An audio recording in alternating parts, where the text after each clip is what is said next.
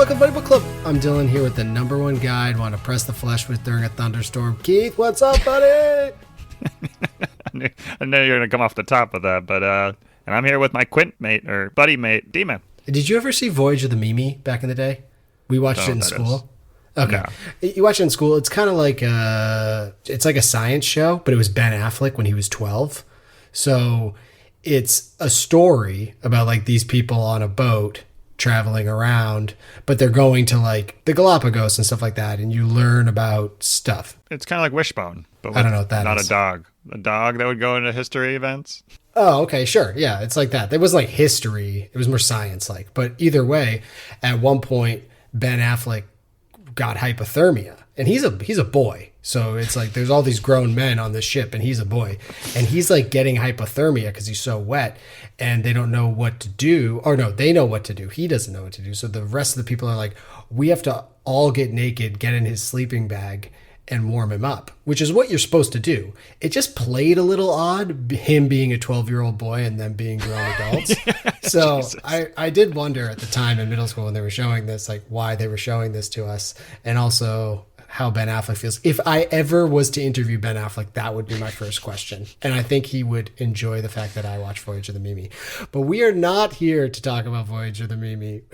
Here at the Buddy Book Club, we're breaking down bestsellers, and this week we're discussing Scorched, a new novel by Don Silver. If you'd like to recommend a book for us to read, or reach out about us in past episodes, you can visit our website, buddybookclub.com, slide into our DMs on Twitter or Instagram. You can listen to us on iTunes, Spotify, download, give us a 5-star review. If nothing else, follow us on those social channels. Please and thanks. I think I covered everything there. We had a really good chat with Don Silver. Do you want to say anything before we do it, or just drop the interview? No, I think people came here ready for the interview. Drop it on them. Oh, I thought they came here for Voyage of the Mimi talk. All right. Here's us talking to Don Silver just 2 minutes ago, and we'll get into the stuff later. Enjoy. We're privileged today to be speaking with Don Silver, whose newest book, Scorched, hit the shelves May 7th. Don is a man of many talents. He's been a musician, a talent scout, record producer. The list goes on, honestly.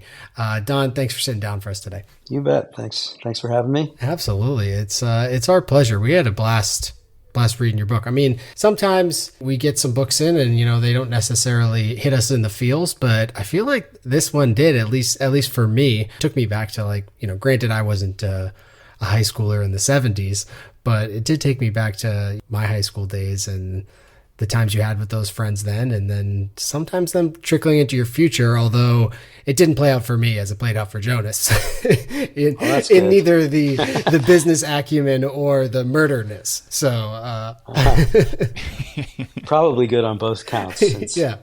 He gets into all kinds of trouble. Absolutely. We talked a lot about how we don't really know how writers come up with their ideas or things that get possibly written. This book in particular, I felt like we read 5 different stories. There's so much going on, so many different kind of storylines within the book. How as a writer do you come up with those? And then also, how do you connect all the dots and put them all together and make it this coherent story? The seed for this story came about in a very strange way, which I'll indulge you with. A friend of mine, since we must have been in grade school together, has been feeding me story ideas and book ideas ever since I've known him. And we have a great relationship, and he's a wonderful guy, very bright. But his ideas are terrible. And mostly that's what you get as a writer when people say, oh, I have this great idea. Can I tell it to you? It's sort of like listening to somebody's dream. You kind of politely nod and, the last thing you're going to do is write somebody else's idea. But he came to me with this idea that I thought was really good. This was around 2016. And he said, what if somebody in the fever of youth and the invincible feelings that we have as adolescents decides that if they ever do make it to the age of 65, say, they would just as soon be taken out by a hitman as suffer the indignities of aging and illness and so forth. And what if the book opened with this person at 65 saying, holy shit, what did I do? And how do I undo this? Or is it even in effect? The hit, that is. So I started to noodle around with what kind of person would do that. And it took me about a year, but I had a character. I had this main character, Jonas, and his family and his whole life story figured out that he might do something like this. But I kind of lost interest in that idea. It seemed a little, Well, I mean, it was far-fetched to begin with, but as I tried to write it as a realistic novel, it wasn't plausible enough. So I ended up with this character whom I felt some affinity for and felt I understood, his family, and a whole bunch of events that I'd made happen to him in his youth. And I really wanted to take it in a completely different direction. So I'm a trial and error kind of writer. I don't work with a plot outline, that is, or Interesting. I don't have a vision of where things will end. The book is written in two parts, so there's a present tense, which starts in 1970, and then it flashes forward 20 years into the 90s, and I didn't know that was going to happen until I got to what became the end of the first half. And I just kind of feel my way forward. I have a lot of threads, so how do I keep track of those strands? I really live the book. So, sometimes to my family's peril, I'm thinking of my characters and the book at odd moments and making notes. And it's very inefficient, but somehow it worked. It worked in the end, and I got something that was coherent, I think. Yeah, you definitely managed to pull it all together, which is pretty amazing considering all the different moving pieces, and then not operating off of an outline. I don't even know how you do that. I mean, I got to outline my day, or else I'm screwed. So yeah, me too. to not have to outline the story is pretty amazing.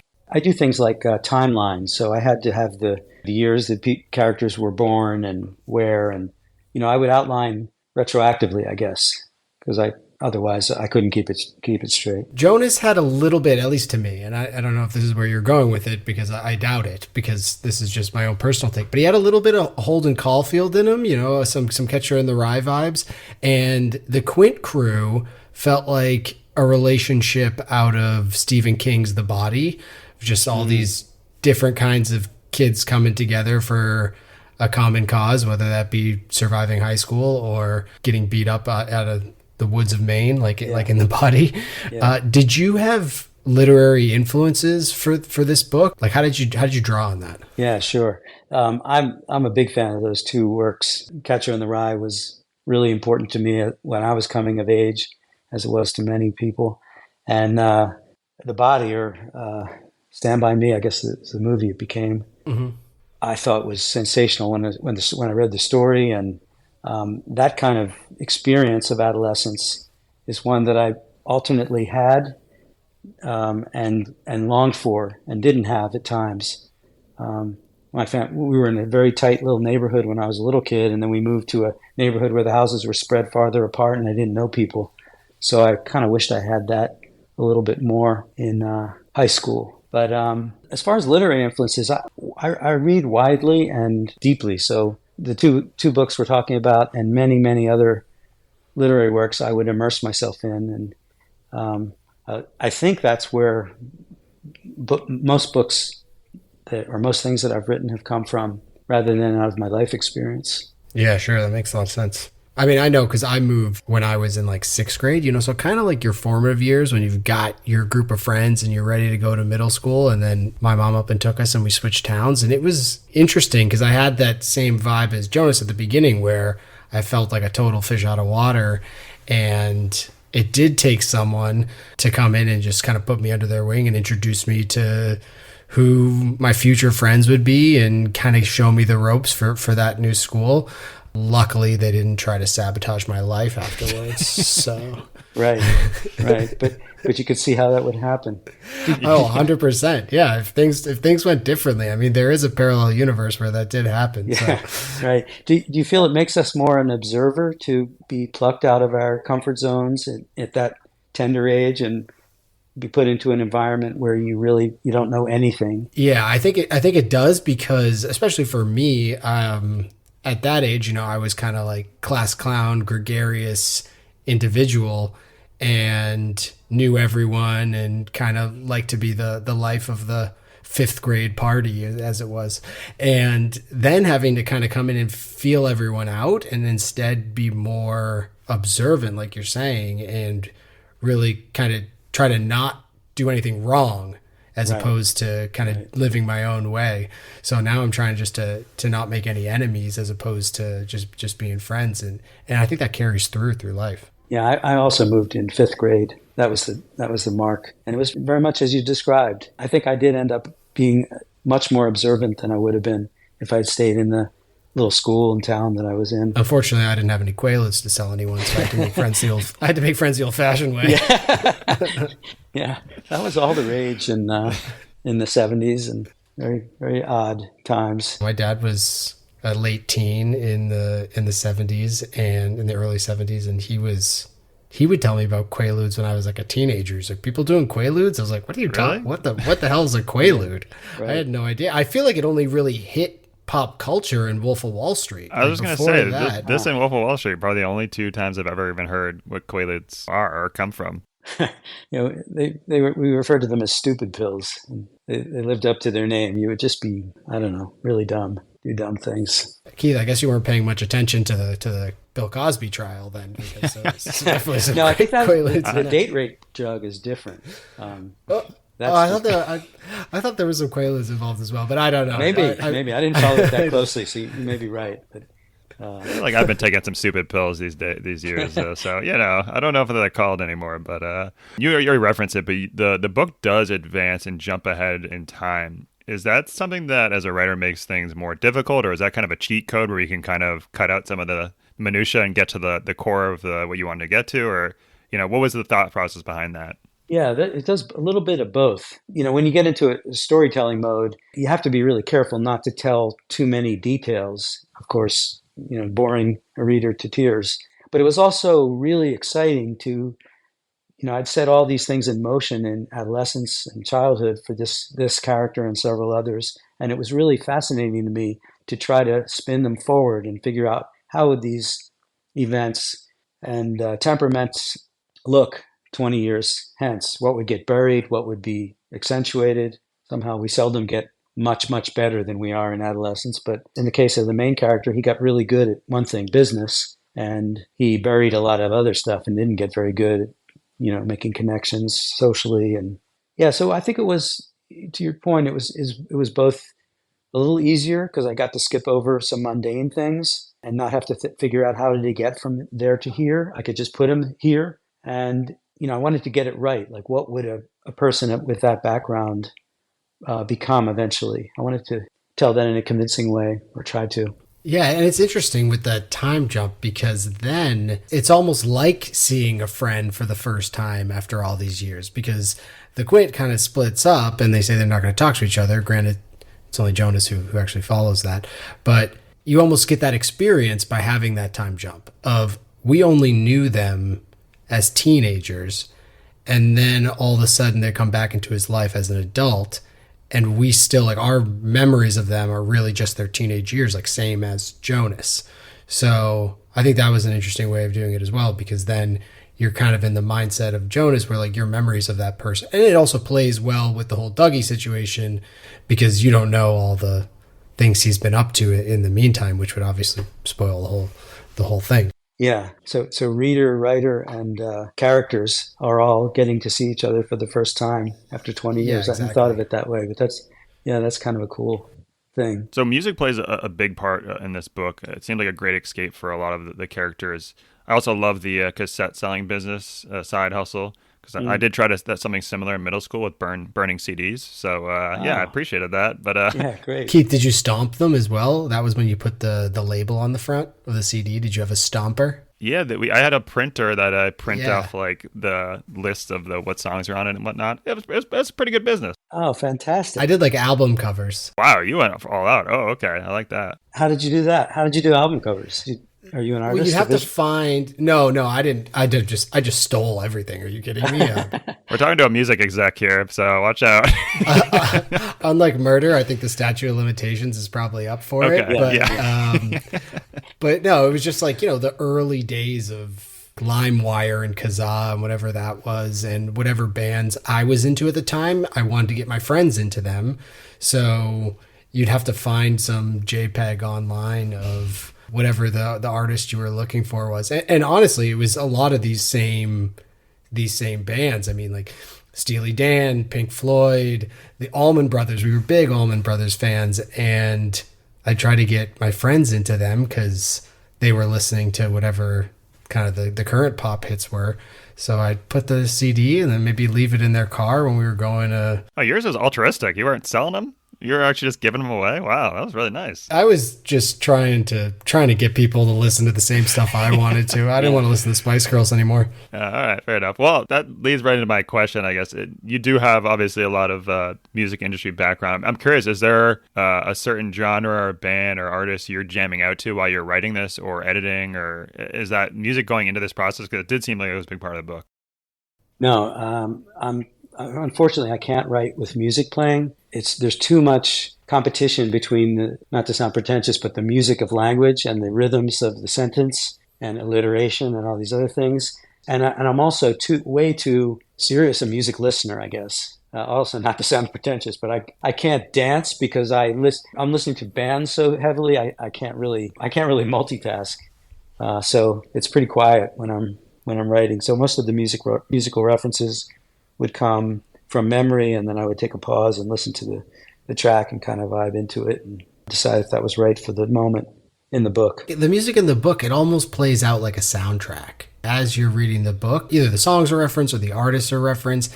And I could see, if this was later on put into some sort of production, either TV or film, those sounds, especially the sounds of the 70s and before, would kind of lead the story through as a soundtrack. So that's kind of how I was picturing it as I was reading it. And honestly, you probably have like 10 pages in there of bands and songs that are going. I was trying to keep track and I couldn't. So good on you, because there's, we got Lou Reed, the Beatles, like Steely Dan, like I was talking about, Otis Redding, The Who, Zeppelin, Rolling Stones, Pink Floyd. There's so many. The list goes on and on. So I thought that was really fun. It actually made me go back into my Spotify account, which is now how most people listen to music, and start listening to some of these bands that I haven't listened to in a while.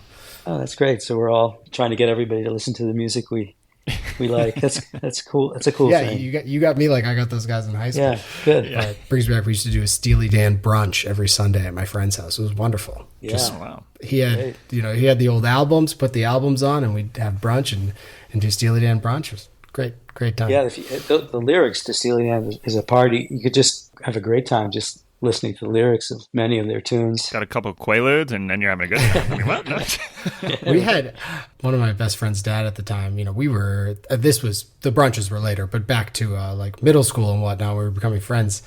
His dad was an aging hippie, great guy, introduced us to a lot of music and other stuff.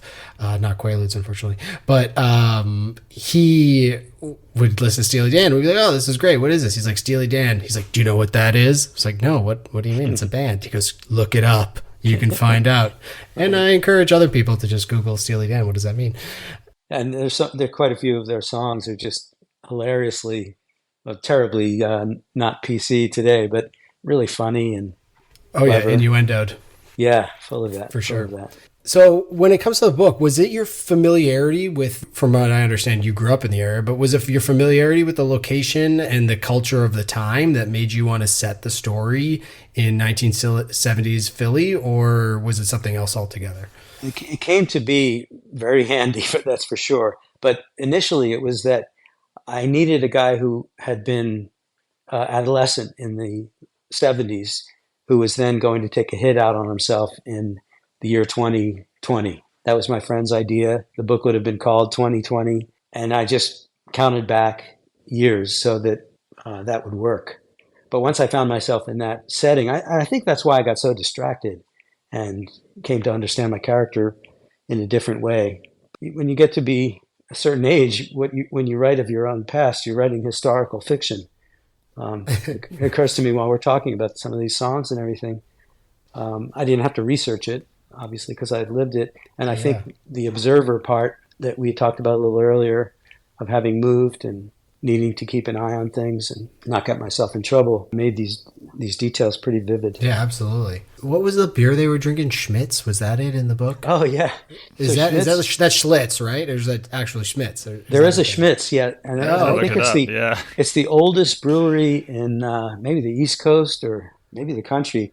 It was in production for 155 years and only stopped in the 80s, I think. But anybody in Philadelphia would know that beer. And, when you'd go to the ballpark, you'd see their big sign, in center field.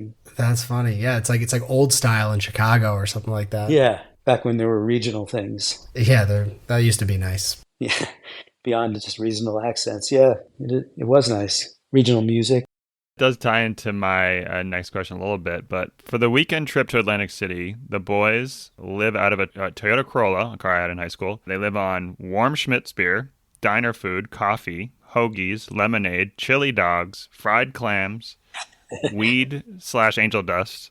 It's something that if I've done right now, if I had that same weekend, I'd probably be dead. I think there would be more than one person that died in that weekend. I'd be dead. So Right. with that being said, my question is, was it tough to get back into the mindset of a senior in high school? Because I definitely did this type of stuff at high school too, but like, was it tough to get back into that mindset of writing as a high school perspective and eating this food and doing these different things that, as someone that's a little bit older now, can't even imagine doing that anymore? Yeah, yeah. It's probably very revealing to say, no, it wasn't hard. I can remember stories and events that I was part of that were similarly ridiculous. And it was kind of funny and, in a weird way to recall it all and pull it together. Because it seems like from where we sit now, it seems so insane to do something like that. And yet when you go on a trip with your buds and you're in high school, so somebody has their license.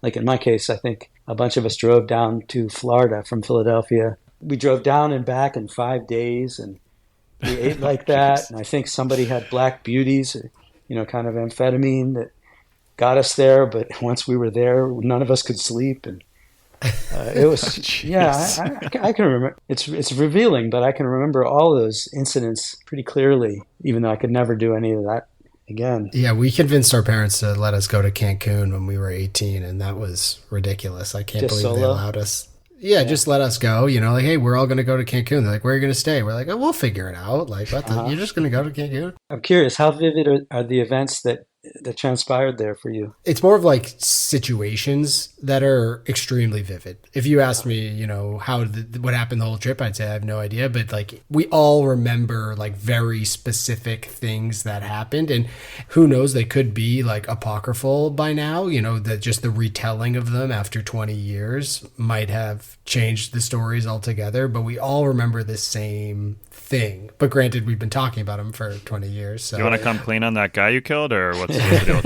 that? well, I was going to ask you if you said that you're familiar with these types of stories. I wanted you to come clean on the angel dust. That's what I wanted. You got that PCP? Oh, me? No. The thing I found amazing is when you're writing about kids these days, you captured some of the ideas that they have. They seem outlandish as an adult, but then when you're a kid, they seem like, oh, that's totally plausible. I mean, even Jonas, granted this is traumatic, but like Jonas trying to convince himself that his mom didn't pass away and think he can just go home and she's going to be there.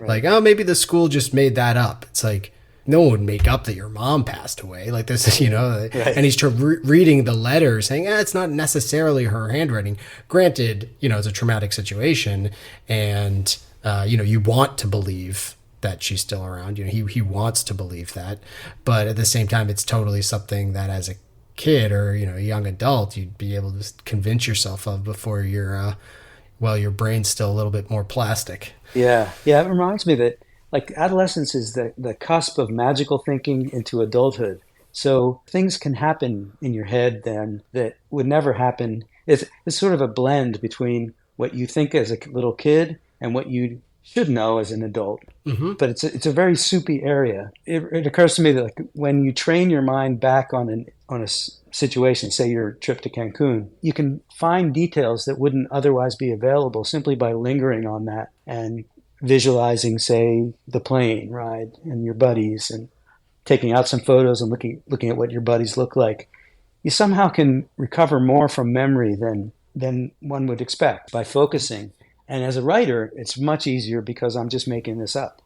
And I don't have to be true to anything. I think when we tell stories about the past, we're making things up too. We may not realize it, but yeah, exactly. I think so too. Everything for me was fictional, so I could make them get kicked out of a hotel room, smoke some weed that was spiked with angel dust, and then it became fun to think, well, if they did that, then what might happen? That's a lot of the fun of writing for me. With that being said, I might have to dwell on the the memories of the foam party at Senor Frog's from when I was 18. Yeah, maybe think about that for a minute and then tell us. Yeah, I'll let you know. So here, usually whenever we read a book, we like to act like we're movie producers, which maybe that's another job that you've done of the many hats you've worn, but we like to cast actors for books we've read. I'm curious if you had imagined any actors for these characters, either as you were writing it, or if you had a dream cast, if the options were purchased to turn this into something. Oh wow, that's a cool direction to go. I have not been a movie producer or had anything to do with films, just to clarify. Shoot, I was going to hand you a script. No, I'm just kidding. These people are so personal to me. I'd be curious what if any actors occurred to you for these. But like the character of Richie, who's Jonas's closest friend, I felt such a admiration and kinship with him. And of course, he's a redhead. So, but who would we cast as him? It's tough when you have the hair colors, because then you have to start changing them. Redhead, when they got Kirsten Dunst as the girl in Spider-Man. It didn't necessarily check out. I saw Richie as kind of like an Andrew Garfield kind of guy, good looking, strapping, but also mysterious to him, right. Like a kind of something going on behind the eyes that you're not really sure what. And he's obviously got his own demons from his own past. Yeah. Jonas's mom, I can picture as an actress, Sissy Spacek. I'm not sure she's been in anything absolutely. Recently. But yeah, you could probably get her on the cheap now. Probably. Yeah. She's doing grandmother roles now, but she's terrific, and she had the Southern accent. Yeah, and I don't know if you're familiar with John Bernthal, but he'd be a good dresser. Yeah. And why not? Well, just bring the Fury cast together. Get Shia in as Jonas. Shia LaBeouf could hang as Jonas. I like that. Yeah. Yeah. For Dougie, I was thinking of Ben Mendelsohn. I don't know if you remember him from Ready Player One, the bad guy. And Bloodline was what I was thinking of. Yeah, he just whatever. He gives that creepy vibe all the time. Yeah, so super creepy in Bloodline. Yeah. Is Dougie the most hateable character you've put to page? I put some hateable characters down, but he's up there. I mean, I tried to give him a background enough to make one at least slightly empathetic toward him, but what a bad guy. Yeah. I mean, you feel bad for him for periods, especially at the beginning. You're like, oh, I get it. It kind of sucks to be second fiddle. We've all felt that before, but then we don't go and do the terrible things that he goes on to do, and also just the general mindset of feeling like you're owed things that you definitely aren't, and then deciding to take them yourself is probably just not the best way to go about things. Right. Yeah, cautionary tale there. Yeah, absolutely. Well, Don, it's been a real pleasure talking to you. I mean, I feel like I learned a lot more about the book than, just even reading it. So I hope others did as well. And for a reminder to everyone, the book is Scorched. It just came out. So wherever you get your books, probably Amazon online is available. Is there a place you'd prefer people go and get the book? Really, wherever people are comfortable.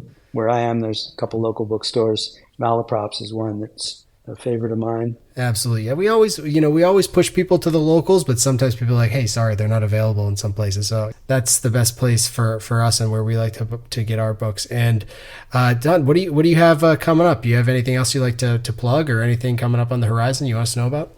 Nothing to plug, but I've taken up tenor saxophone since I finished this draft. And I mean, I'm doing it in the privacy of my home so as not to offend anybody else yet, but it's really, really fun. And, learning jazz is like learning another language, and I'd recommend it to anybody who's looking for a hobby. I have very little musical ability, so I'm going to stick to pickleball. But when you eventually put these things down to record, you let us know, because we can burn them onto CDs and stomp them with your photo. Nice. That's great. Well, Don, thanks again. Obviously, we really appreciate you coming on, and hopefully we'll see some more works from you in the future. Yeah, thanks. Great chatting with you. Thank you. All right, that was fun with Don. Great guy. Just a great guy. I almost want to know more. I want the autobiography. That's what I want, that over the Scorch. I want to know what what life was like, He's lived. I feel like you can't write this kind of book unless you've lived. Exactly. He's like talking about black beauties. I was like, wait, that Disney movie? He's like, no, amphetamines we took on the way to Florida. I was like, well, that was also just casually dropped. I was like, oh, okay. I know. I was like, the only black beauty I know is a horse movie of a Disney movie. I'm embarrassed. I'm such a loser. Yeah, me too. When the angel dust thing, I was like, I'm gonna try to be cool. I'll slip that in there. I didn't even smoke weed in high school, so I'm trying to be one of the guys. You're trying to be cool by not smoking weed? No, I was like, I did all this stuff in high school. And I'm like, oh, you're trying to be cool on the interview. Yeah, and you kind of called me out on it. And I was like, damn it, D-man. Well, it's okay not to do angel dust. Yeah, well, that's true. That's true. Yeah, we're not out here. I didn't know you like to get wet. Leak. All right, let's jump into stock up, stock down. Keith, stock up. What do you got? Stock up, holding a grudge. I'm a big hold a grudge guy. More around corporations, not really around people. Yeah, you're a big grudge guy.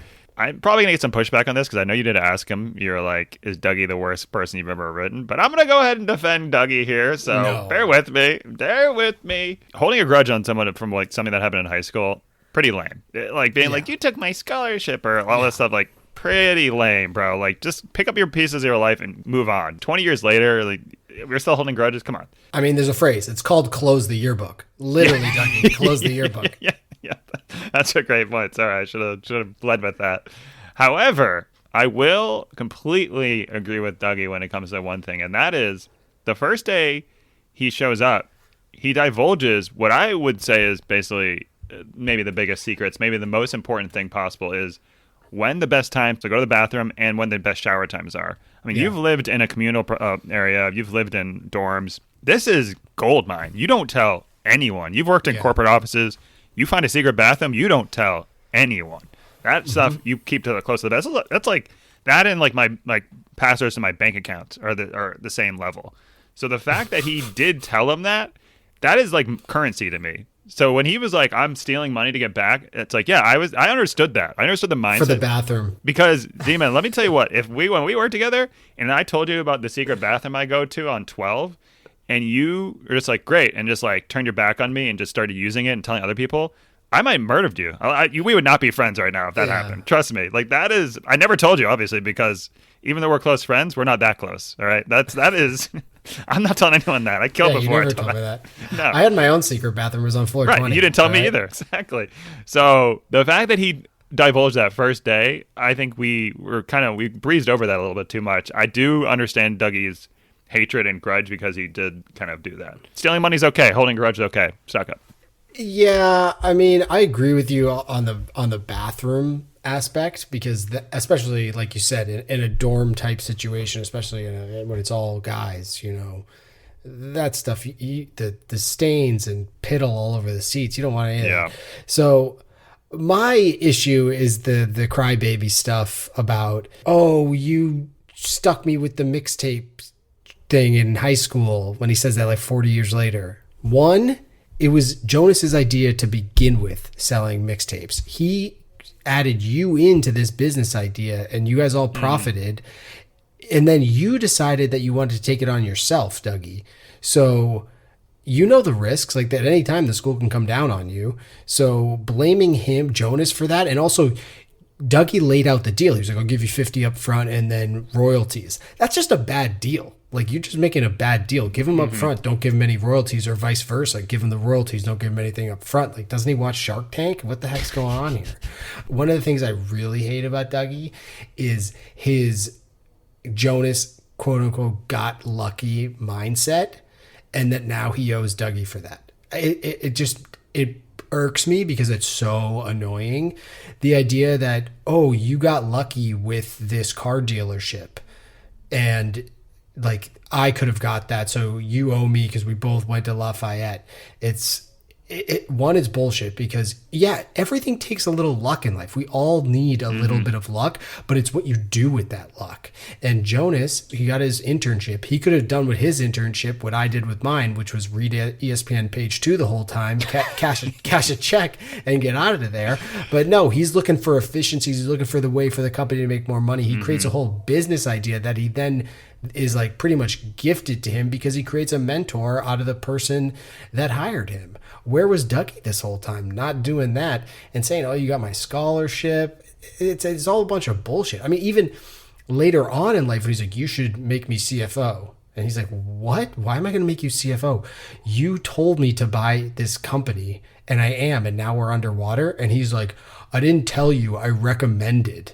You make the decisions. He's like, but is a CFO also recommends. So what? You recommended? This is literally the same thing. What are we talking about? I completely agree. Once someone tells me, you owe it to me, then that's when the second I owe nothing to them. That's where my whole mindset would change. There's no person that's ever going to convince me that I should do something for them once they start with the line, you owe me. Yeah, now fuck you, buddy. How about that?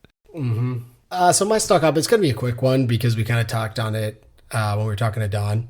But the music I just loved. I love the sound of the 70s coming through. Yeah, you got Lou Reed, the Beatles, Steely Dan, Otis Redding, Hall & Oates, The Who, Allman Brothers, Zeppelin, Rolling Stones, Pink Floyd, like so much more than that. I actually I started as I was reading it, like putting an underline under some of these bands. And then I eventually just stopped because I was like, he got them all. He did a great job, got them all.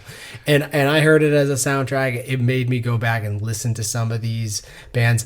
Unlike Don, I am not creative in that aspect. So when I work, I can also listen to music. So, I'll pop the headphones in, open up a spreadsheet and go to work while listening to some of this stuff. So yeah, it kind of took me back. It's kind of a curse to be that to be good with music. Interesting. Yeah, to be like that. Yeah, exactly. That into music that you can't do it while you're doing other stuff. Like I'm sure when you're just listening to music, you got the cans on, put the 45 on, you're having a good time, drinking a scotch, whatever the case is. It's probably better than an experience that I could ever have listening to music.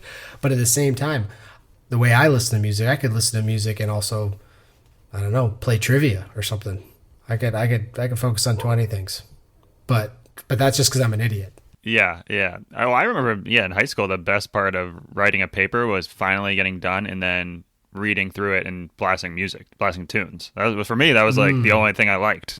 Just listening to Tool, Schism. And then I would hand it over to my mom, like, look, I finished. And she'd read it and be like, holy shit, you might be the dumbest person I've ever. She'd be calling your brothers over. Guys, come look at Keith. He's an idiot. Did this guy take some Quaaludes before doing this? What is this?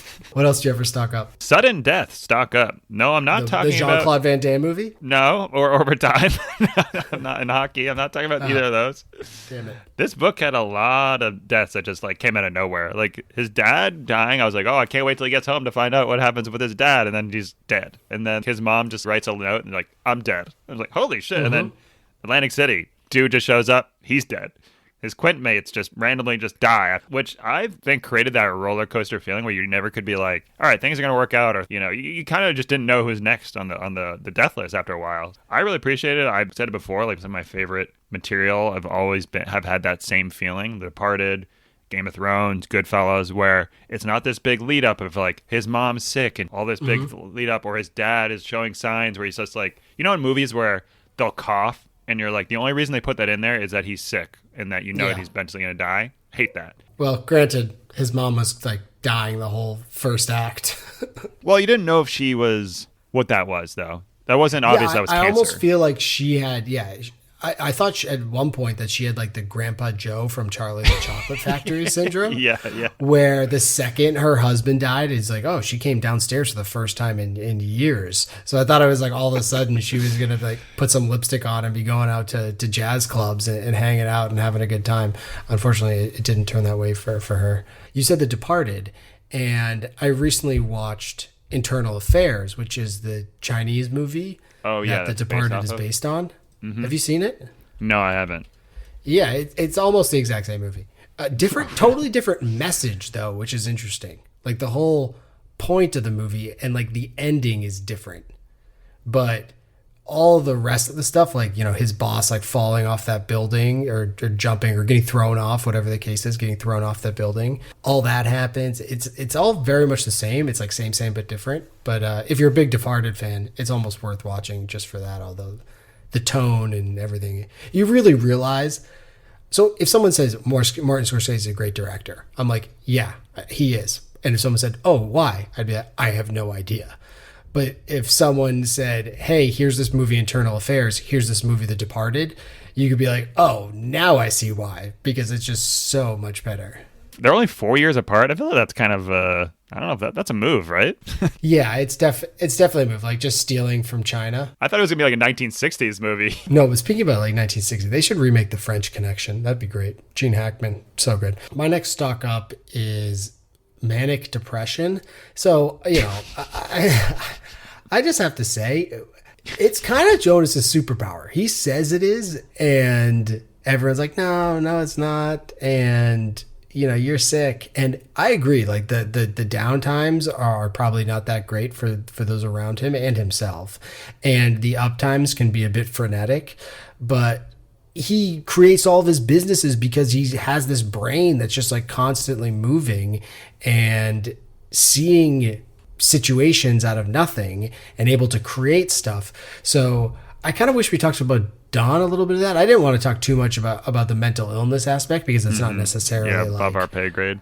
Yeah, it's definitely above my pay grade. And it's also just not, it's part of the story, but it's not the point of the story. Yeah. But I just had to say that, everyone's kind of his wife or ex-wife is kind of giving him shit about it sometimes. And a lot of the stuff they wouldn't have if he didn't also have that. It's part of who he is. So, yeah, just had to throw it out there.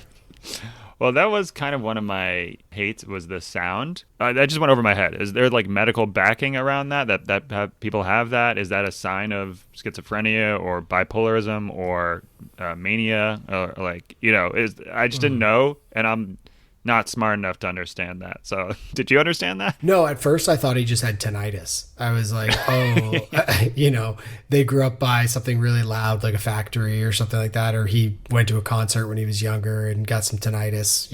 I just thought he had tinnitus. I mean, it was could have been like the panic attack kind of thing going on. But. Yeah, that's why I thought he was just like, anytime there's like, something's not happening, he starts to worry, which I think that's common, but he refers to it as the sound. I didn't know if that was what it was, so it was still a little bit over my head. Like an anxiety manifestation. Yeah, anxiety. Or That's the word I was looking for. Yeah. Okay, stock down. What do you got? Stock down loyalty.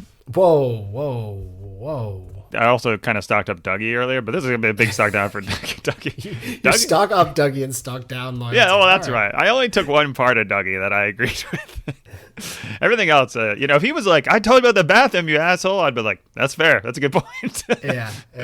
Dougie shows up. He's like, we're quint mates. Got to show him loyalty. This was 20 years ago, right? And all the respect and all that stuff. He was in high school for 2 years with them. Is that it, right? It was junior and senior year? Yeah, exactly. His junior, senior year. So we talk about loyalty around that. But what about my girl, Doreen? Your sister-in-law, the person that's been a day oneer at the business, the person that introduced you to your wife. She pretty much runs the business already, especially when you're gone and like going through your manic periods. Why are you not making her partner? Why is she not up for CFO? Like, what? Why is she getting the short end of the stick? We don't even get like any reference to her other than just being like the loyal person that sits there and just takes all the shit and then sees this fuckboy fucking Dougie come in and get promoted above her. I mean, this would happen in real life because this is the type of shit that happens. But it just makes me angry. Yeah, where's the loyalty? 100%. And I do think it is one. He's also having these manic episodes. So there are days, weeks, where he'll be out of the office. So who's managing his stuff then? I assumed Doreen. I assumed she was handling it. Yeah. So she should be looked at. But I also think it says something to those relationships you form in like those formative years of your life. And I think that goes into your 20s. It could be later for some people. It was for us into our 20s, I feel like, because, all of my college buddies, I'm still really good friends with. What did we share together? Obviously we've shared things since then, but now we see each other few and far between. But at the time it was 4 years, it was 4 years that we were hanging out, pretty much like living together for that set of 4 years. Whereas like my high school friends who I'm also really good friends with, but I was with them for longer. So like that has more justification to me, like why we should still be friends. But these college people I was together with for 4 years. And I mean, look at us, we worked together for a few years with a couple other people and we're all still really good friends because it was kind of that early 20s, going out to bars, living like in squalor in crappy apartments or me at my own home, my parents' house. You know what I mean? It's like, and since then I've known people, like I work with people now who I've worked with for 8 years who, if I left the company tomorrow, we'd never talk again. So I don't think Doreen is that. Like, I agree with you that, like, you know, but it is funny when you own a business how you'd probably just be like, oh, some old friend, sure, I'll give him a job. And people there are like, I've been waiting 6 years for a promotion. What the fudge?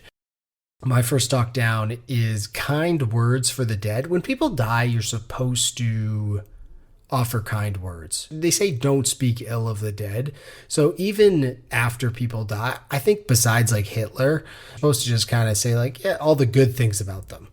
Well, not Jonas's dad, Simon there.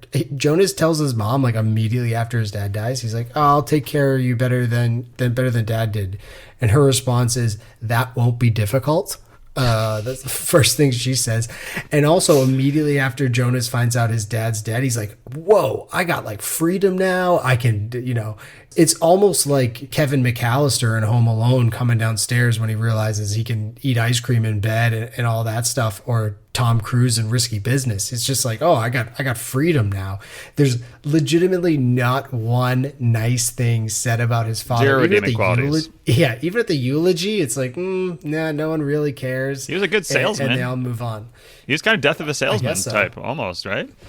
I'm not familiar with that play, but I'm sure. Really? You didn't read that in high school? Surprising. I did, but it was in one ear, out the other. But that does tie directly into my next stock down, which is dads and father figures stock down. Oh, yeah. Was there one good dad or father figure in this book? We have Jonas's dad, who's obviously, you just pointed out, terrible. Nobody respected him. The business he ran, cut him out of that immediately. They're like, yeah, we don't care about him. So he sucks. And then we got, this was weird, which maybe you can explain this to me. We got Mr. Barry, who is, as far as I know, is molesting Bones at night. Yeah. And he gets sick, and then Bones stays with him, and he's like, yeah, he's like basically my dad. I was like, pardon me? Huh? What? He did leave him his boat, so I guess. Sorry for all the buggery. Here's my boat. Yeah, and then we got Dougie looking up to like the drug dealer as his dad, which I was like, oh, that's not a good father figure either. I was hoping you were going to bring the pimp up.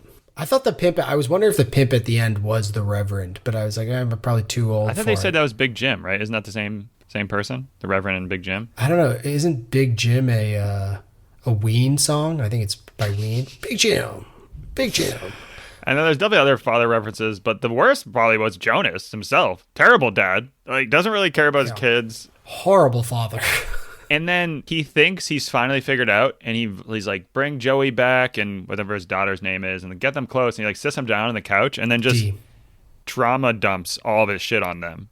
I'm like, that's the exact opposite of what a dad's supposed to do. He's like, so when I was young, I stole Quaaludes, and then like my dad died. It's like, why are you telling them this? They're kids. Like, let them be kids. Keep your shit together. And the only reason he's doing it is for himself. All he's doing is throwing all this shit out there to be like, see, I'm not that bad.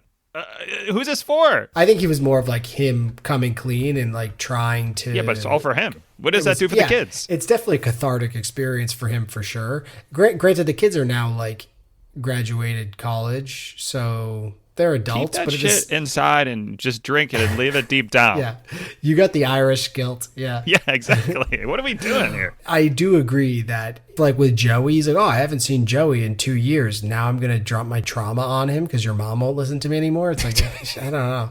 And also, why aren't you seeing Joey in 2 years? He goes to Penn. Like he lives in the same city. Why aren't you paying any attention? Well, I think they just had like a bad relationship because he basically would go off. I know. And he does have a bad relationship with both of his kids. It's just, even when Dee and her mom, Sherry, go to Zurich, it's like he doesn't at any time be like, I have to go out there and see her. He shows up to his daughter's friggin' softball game, and his wife tells him like after 3 games, like, yeah, she doesn't play softball anymore. She hasn't for years. Yeah, he's just creeping on the softball. Did no one say anything to him? They're like, what are you doing here, bud? And yeah, to talk about the Bones thing, because it was one of my hates.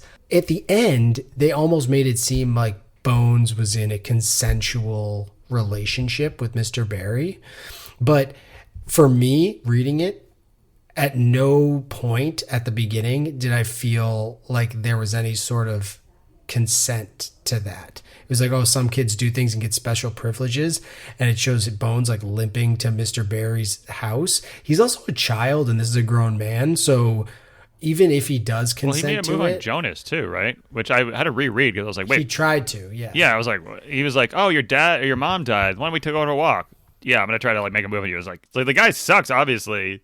So the fact that he gets like a good ending is kind of disappointing. Wait, which one was doing the sucking? I'm confused. What did you say?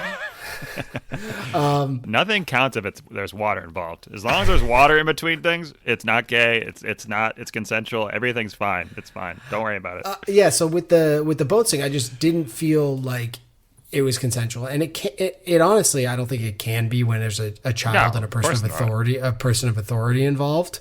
And then Richie says something that's super weird, because also, how did you take the murder? Because to me, I thought Bones was being sexually assaulted. Did you think it was consensual? No, yeah, I thought the same thing, but then they basically, instead of being like, get the fuck out of here, they were like, all right, let's take turns beating on him for 30 minutes. Well, I mean, at the same time, if like my friend and I was in high school and was getting sexually assaulted, like I feel like we would do the same thing. But then later when Richie's talking to Sherry, he says like, oh, it was fueled by weed, this, and probably a little bit of homophobia. But it's like, no, that's rape. That ain't, it doesn't matter what was happening. You know what I mean? It's like, that's assault, brother. Now it seems like later on, it was like, oh, he lived with Mr. Barry and they had a nice life, and then Mr. Barry gave him his boat. So it's like they made it seem like it was consensual.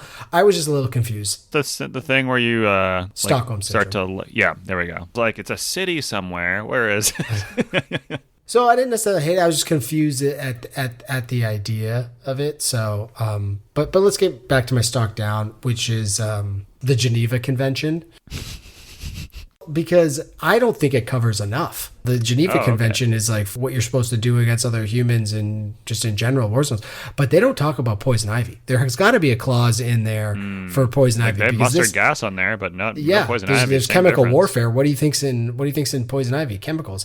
As someone who's been doing a lot of yard work of late, as everyone knows who listens and probably doesn't want to hear about it anymore. I cut all that out. Don't worry. No.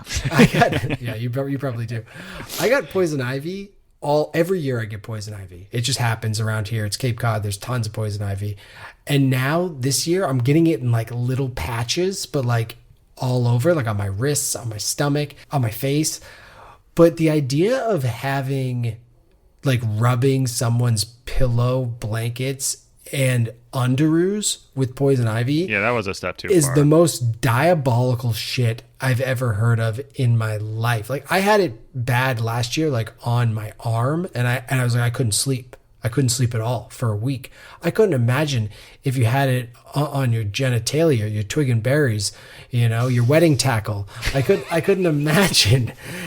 So, I think the Geneva Convention needs to be reopened and more things need to be added to it. No, you're completely right. I forgot about that. I don't really get poison ivy, or at least I've never had it. Some people aren't allergic to it. Yeah, I think I'm one of those, or I'm like a very light allergy to it. And especially you have a dog. Like I got a long-haired dog. She walks through the woods, comes back. Ugh, There's a thunderstorm. I'm cold. She holds me.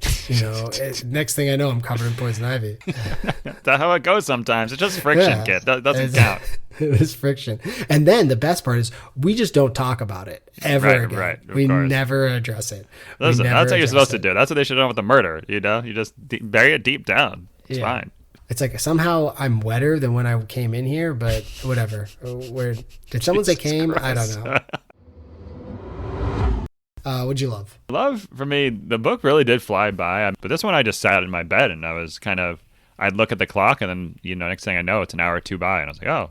So I do think the characters were written really, really well. There was a lot of, I guess this might not be a lot, but there's a lot of words I had to look up. Did you have to do the same thing, or was it just me? Because I did not know a lot of the words in this book. So. Let's just say I was impressed with Dawn Silver's lexicon. I was like, some of these words, I was like, the silver I think tongue. I know what it means. Anyway.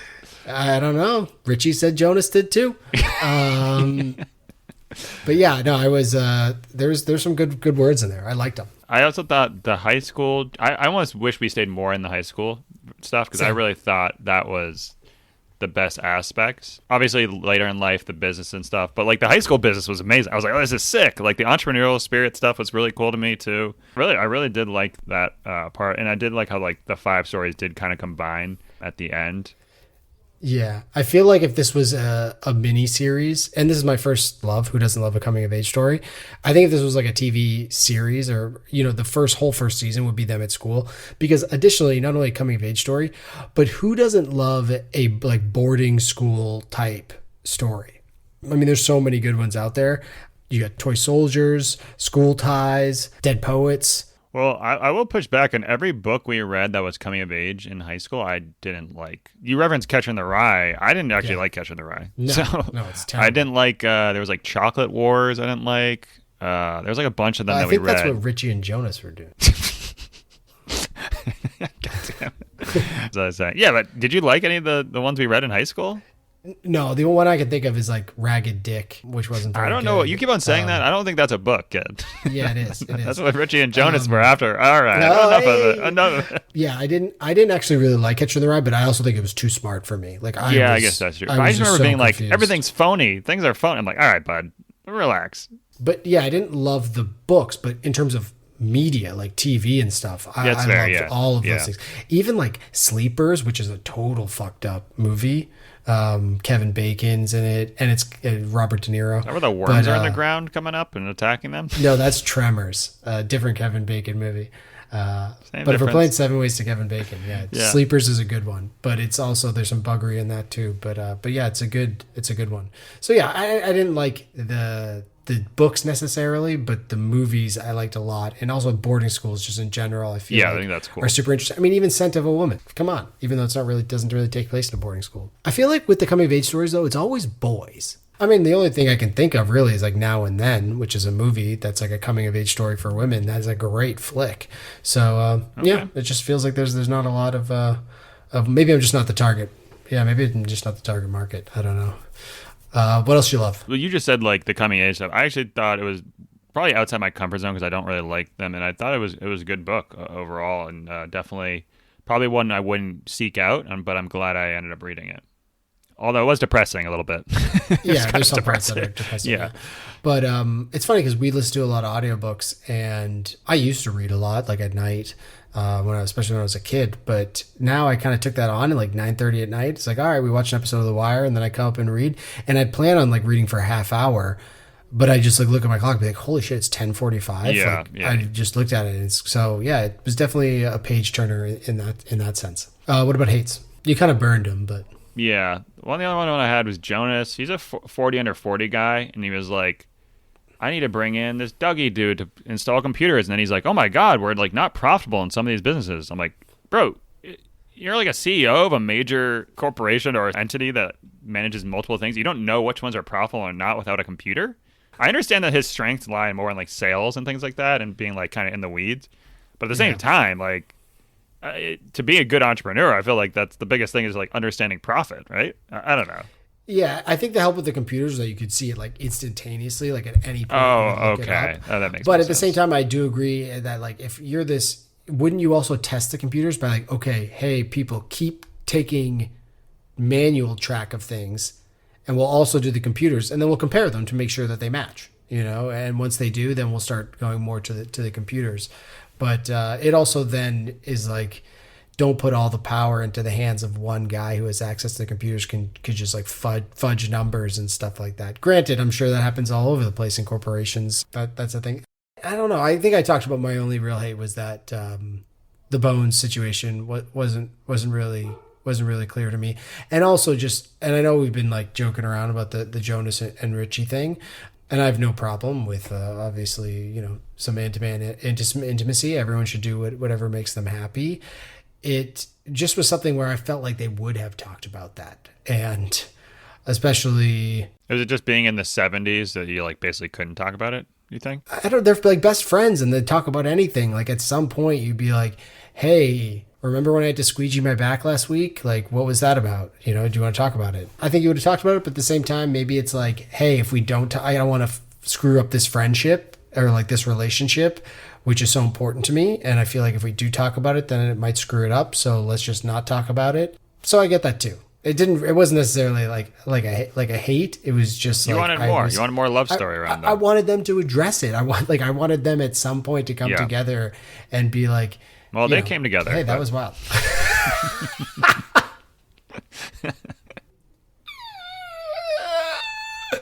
Too easy here. Me. That was so good. That was the best one yet. But yeah, Keith, great chat with you. Great chat with Don.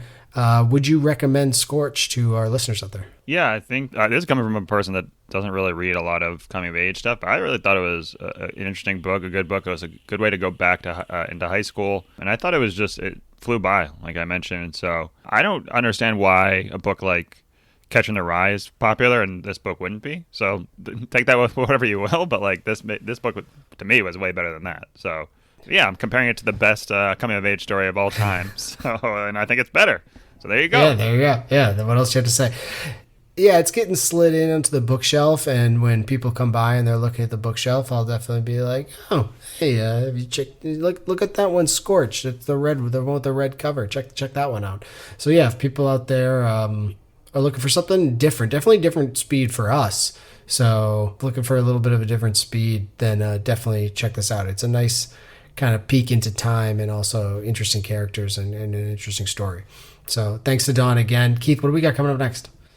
We have a D-Man special. Another Don, City on Fire by Don Winslow. Yeah. And so that one should be coming right up. It's a quick read, only 8-hour audiobook. But yeah, we're talking gangsters. So what else do you need to know? And I like this one because it's going to be me versus you. It's the Irish versus the Italians. So, the Irish are the good guys in this, which they always are. It depends on your perspective. No. Yeah, we'll get City on Fire coming up next. So yeah, Keith, that was fun, and I'll catch you next time for City on Fire. Alrighty. All right. Bye now.